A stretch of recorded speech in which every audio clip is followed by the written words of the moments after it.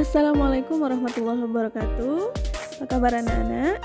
Ya, bertemu lagi dengan Ibu pada pertemuan video daring yang kedua ini. Nah, pada pertemuan sebelumnya kita sudah membahas itu apa arti kelompok sosial, syarat-syarat dan ciri-ciri dari kelompok sosial tersebut. Nah, intinya adalah kelompok sosial itu membutuhkan suatu interaksi. Jadi, apabila dalam kelompok sosial tidak mempunyai interaksi, berarti itu bukan dikatakan kelompok sosial.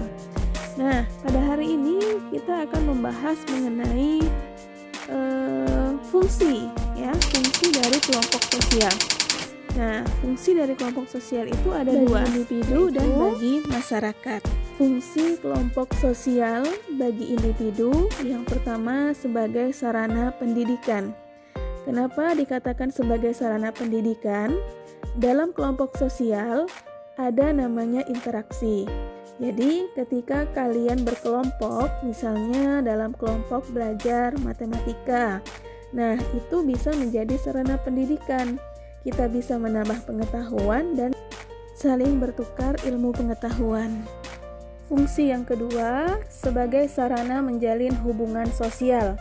Dalam kelompok sosial untuk bersosialisasi mempelajari norma yang ada di masyarakat.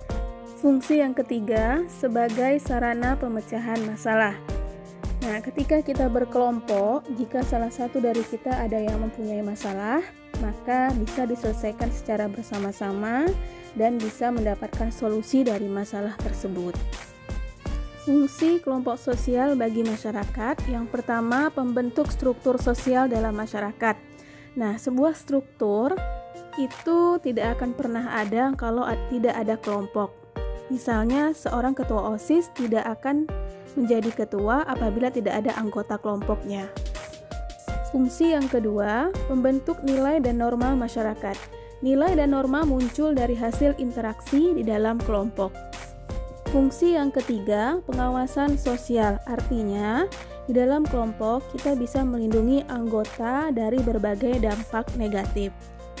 Nah, anak-anak, itu tadi materi kita untuk hari ini. Dan setelah kalian menyimak pembahasannya, Ibu harapkan mudah-mudahan kalian bisa memahami materi hari ini. Dan silahkan dicatat pembahasannya di buku catatan. Dan jika ada pertanyaan, silakan kalian tuliskan di kolom komentar. Untuk pertemuan hari ini, Ibu cukupkan dulu sampai di sini. Sampai ketemu lagi di pertemuan berikutnya. Assalamualaikum warahmatullahi wabarakatuh.